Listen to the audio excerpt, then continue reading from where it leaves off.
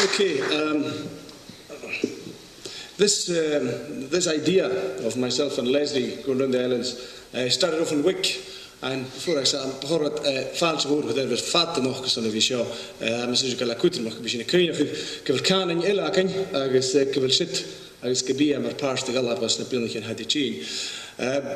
I was just so anxious to tell you, though, that this idea was born out of a night myself and Leslie had in Wick, where we did much the same. It was an idea that I talked about, yes, and Leslie talked about her book Blossom, that I think can be seen as a template for some of the independence ideas that may come to us. But the night in Wick, of course, was an away match for me and a home match for Leslie. Her auntie was there. She came up to me afterwards and said, "Are you from Barra?" I said, "Yes." She said, "I've got a jewellery box that is made in the shape of a book so that no burglar could ever take my jewellery." And she said, "It's been foolproof for 60 or 70 years. And she said it was made by a carpenter from Barra. And the only clue she gave me was this carpenter used to work and do things in the church. He was a carpenter in the church and he was a very fine carpenter. And it came to me in the end, well, it actually didn't come to me at all, it came to English Vour in the end, that the carpenter was Michael Elsa in North Bay. He used to make the harps. So it's quite interesting to know that when he was a ship's carpenter many years ago, on the way, as he sailed the seas, he made a jewellery box that's ended up now in Leslie's family. And Leslie was quite surprised to see her auntie there, as I didn't know anybody in that audience. It was quite a blessing, not quite the same this evening. But I think we're here at a moment where Scotland's at a real crossroads. We're at a crossroads. We've got an absolute fantastic choice in front of us. I was speaking to a fisherman just last week. He was an Icelandic fisherman.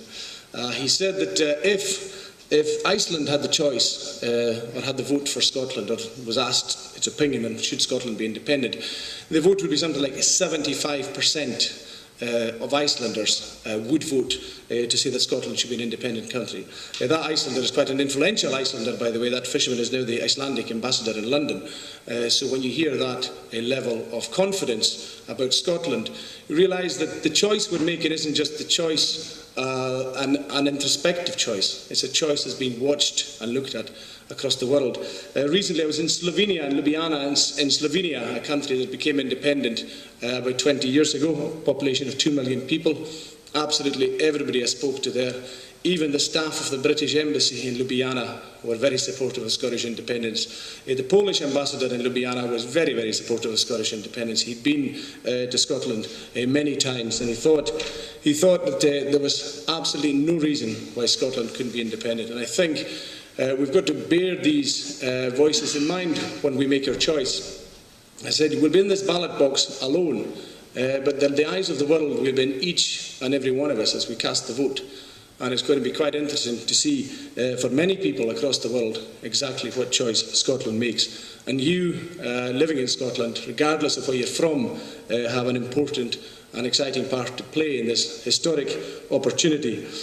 I think we have to set some of the scene behind this. Scotland is a prosperous country. Scotland is a country that can manage to be independent quite easily. Scotland is more prosperous per capita than France, more prosperous per capita than Italy, more prosperous per capita than a number of other countries, and more prosperous per capita than the UK. It would be the 14th richest country in the world per capita, and the UK is at 18th. And I think I'm mentioning this early on in the beginning because one of the tricks that's been done, I think, on the citizenry of Scotland over the years is to take that confidence away. The confidence that makes Scotland think that it's a subsidised part of the UK. Well, if Scotland's a subsidised part of the UK, it's equivalent to somebody taking all your money and giving you an allowance back. The part they talk about that is subsidised is what's called the Barnett formula. But the reality is, when you look at the whole picture, each and every year for the last 33 years, Scotland has contributed more tax per person. And I think we should bear the fundamentals in mind as we're talking and we're deciding and we're choosing over the next year. What exactly is it we've been asked to do? To me, it's a very simple task, a very simple process. The movement of political power from Westminster to Holyrood is really all that is happening. This is the choice that we decide whether we have a government that is 100% representative of the Scottish people or we don't. I've done a little bit of an audit across the Hebrides, started in Ness and finished in Watersay, and I figured that about 26,000 people are going to win from Scottish independence, but there's always a snag. One person is going to lose. I don't want you to think about the 26,000 winners and how selfish they might be in voting for their own self-interest. I want you to think about the loser. I can describe him for you. He's about 43, going on 44. He travels to London frequently on a weekly basis. He's facing unemployment on the 24th of March 2016 if there's a yes vote on the 18th of September. He just wonders how selfish those 26,000 people can be. Can they not think of Angus first and think of themselves second? But I use that in illustration because I brought up a 10-minute rule bill in the House of Commons about the movement and what is happening and the process of independence as it would affect the House of Commons. And I suggested that after independence, if there was a yes vote, that the Scottish MPs would give up their seats on the 24th of March 2016 and the constituencies would be abolished, something similar to what happened with Ireland in the 1920s. The colour drained from the face of some of my colleagues in some of the unionist parties. They might have been ready for the death, if you like, of their careers, but the funeral that was being outlined certainly brought home the reality for them personally. I know that I lose my job as a result of independence at Westminster, that's a certainty, but I think the opportunities is going to give Scotland are far too big for one person. I think the opportunities, not just in this generation, but the opportunities in future generations will be quite amazing. And if I can refer back to my Icelandic fisherman friend there, Benedict Johansson, the ambassador, he notes one bit of disdain in the Scottish debate, and I suppose I was guilty of that when I started, in the mentioning of pounds, shillings, pence, the prosperity of Scotland. He said, in Iceland, when we voted for independence, prosperity followed independence. He said, we didn't vote for independence because we felt prosperous. We voted for independence, then became prosperous. And he always, when he's telling this story, he looks at Newfoundland, which joined the Confederation of Canada at the same time, and its prosperity went down about 1945-46 relatively, and Iceland's went up when they could make the choices for themselves. And the point is, as I've said, is moving the powers from Westminster to Holyrood. In many ways, we've done the difficult work. We've set up the Parliament in '97. We've got the MSPs in place. We've got the building in place. We've got most of the apparatus of government. We just don't have the main powers, and probably the most important powers, the financial powers, the foreign affairs powers, the powers over pensions and social security, the sort of power that would stop us having the likes of the bedroom tax, the sort of powers that would stop us being visited again with the poll tax. These are the sort of matters that we should have in our hands by the people we elect.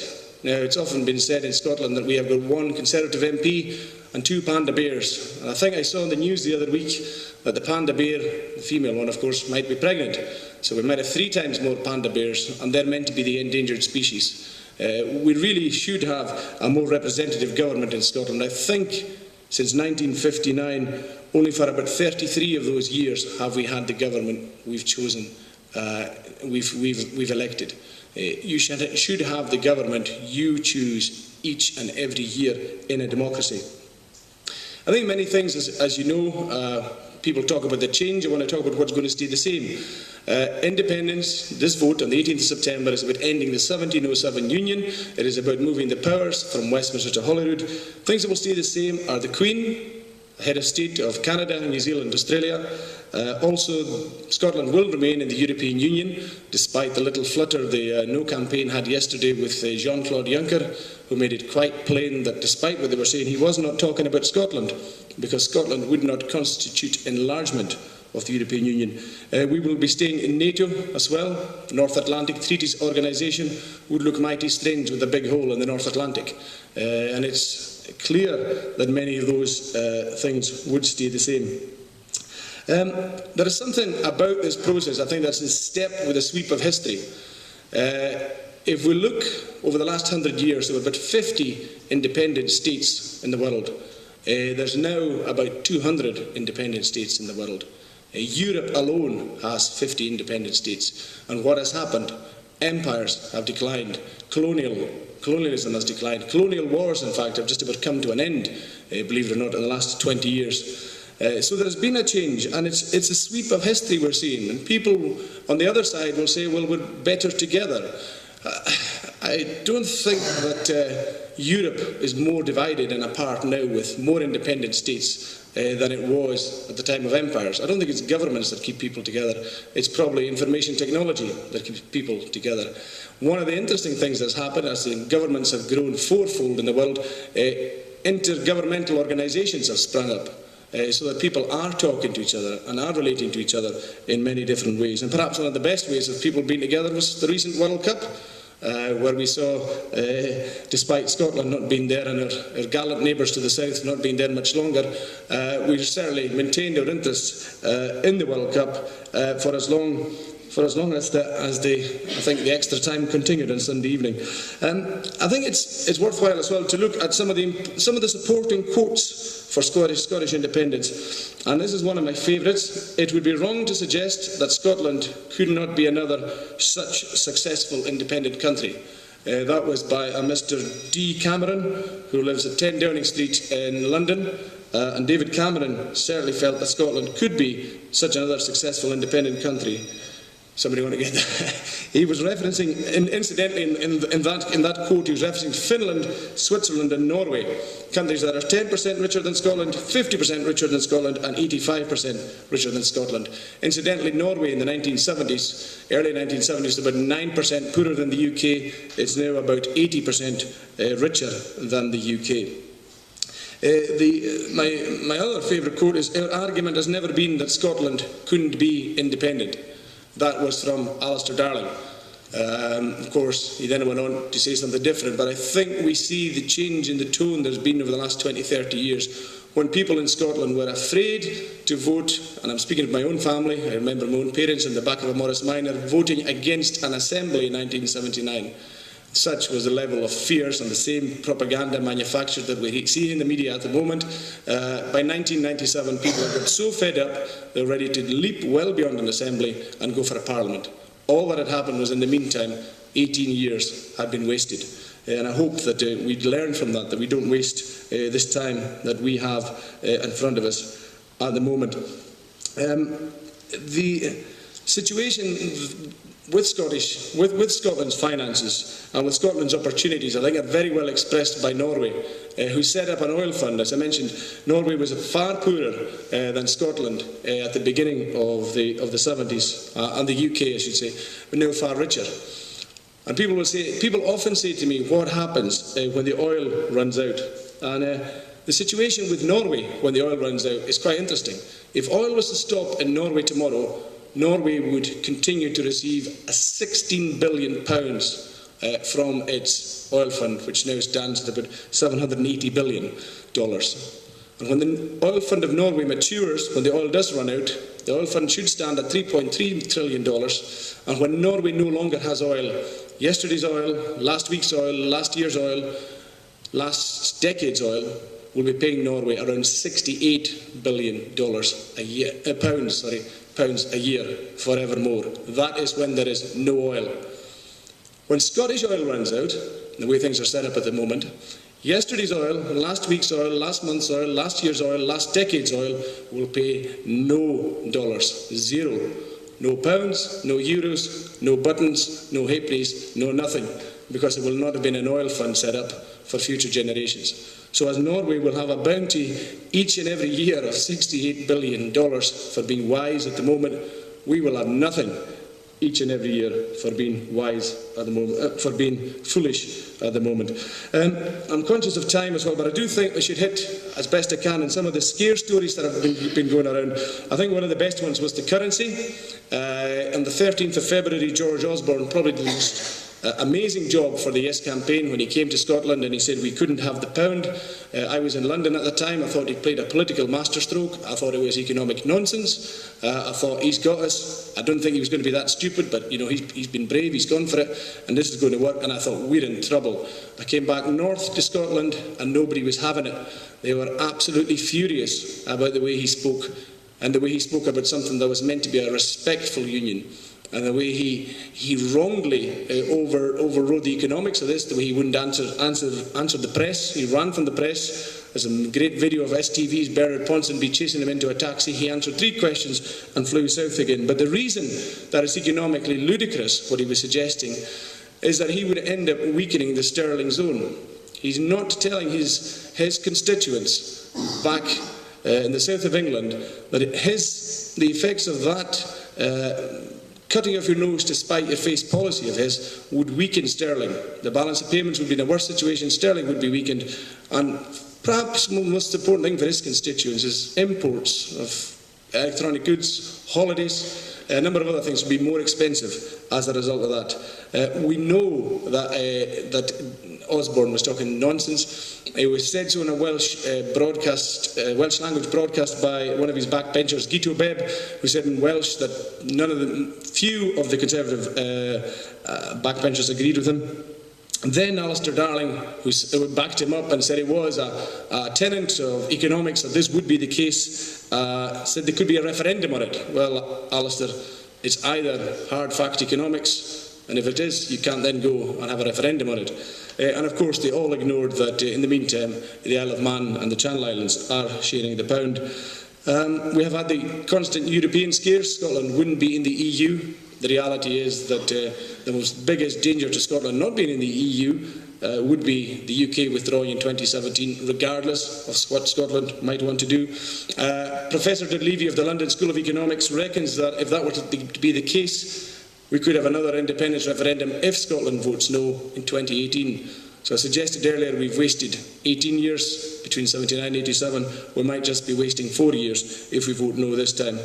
Defence, the policy would be that Scotland would stay in NATO. We'd certainly be in NATO on the day of independence because we wouldn't have got ourselves out of it. We were also then being told that pensions would be a problem, but the reality is that Scotland spends a lower percentage of its GDP on pensions, 14.4% versus the UK average of 15.3%. And any of you want to Google when you go home, Google the Daily Mail of November last year, which said that pensions in the UK were the worst in Europe, worse than Slovenia and Slovakia were the 2 countries they cited. Interestingly, the Daily Express a few months ago had a story in Scotland, pensions in peril with independence. And they had the same day in England, they said pensions shock for millions. Because the reality was the UK pensions were not all that they were letting on they would be. The other major on the scare stories, I think you can bring them up again in the question and answer, is the idea of people becoming foreigners. It baffles me, that one. I'm afraid that I don't really worry about foreigners. I find out that if you go somewhere yourself, you might become a foreigner. You don't become a bad person or a good person by being a foreigner or not. So I'm not really sure what they're trying to do there. I think they're trying to just drum up the feeling of fear and scare, which I think is what the other side are up to all the time. And of course, Scotland's finances. Despite the fact that we do know, and government figures prove this, that we're in a better state financially, we'll still hear people asking, can we really afford to be independent? Certainly Scotland can afford to be independent. The question is, does Scotland want to be independent? Does Scotland want to make itself a country like Sweden, a country like Iceland, a country like Norway, a country like Portugal, a country like whatever? That is a choice. That is a choice that's facing you all. On the 18th of September, for the first time ever, you will have the power of huge decision-making in your hands about the country and the society you live in. But only a yes vote will keep that power, will keep that choice in your hands afterwards. If you go and vote no, if people vote no, if our friends, if our communities vote no, that power has gone. We've got it now, we can keep it by voting yes. And I would urge everybody, and everybody to know the importance of voting yes, because there's not a country, once they become independent, that chooses to lose it. Alistair Darling says it's a one-way street. I think he's wrong. It probably is reversible. We certainly lost our independence 300 years ago. It's just that nobody has chosen to go back, and that's why it looks irreversible. Independence is not irreversible, but independence is something that people do not reverse when they're making better decisions for their lives than being in a union which is not representative of their societies. So as I said, the decision is in your hands. I would urge you and to encourage others to make the right decision. I'm going to hand over now shortly to Leslie, and I would just mention Leslie's book, Blossom.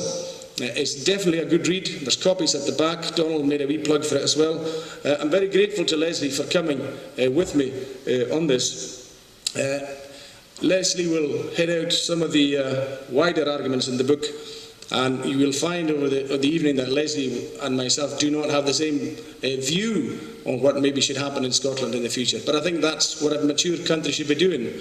Every country has a debate, every country has disagreements. It's only places like Zimbabwe that don't have a plurality of views and disagreements about the future choices that we have in front of us. We've got the big choice, I said, on the 18th of September. I hope you take it and we move on and we build the sort of country we want, with the government we want, a government that's accessible to all of us and making decisions we want and not going for illegal wars in places like Iraq and other things that I think shame us by being part of this union that has not been representative or even expressing the will of the Scottish people. Thank you.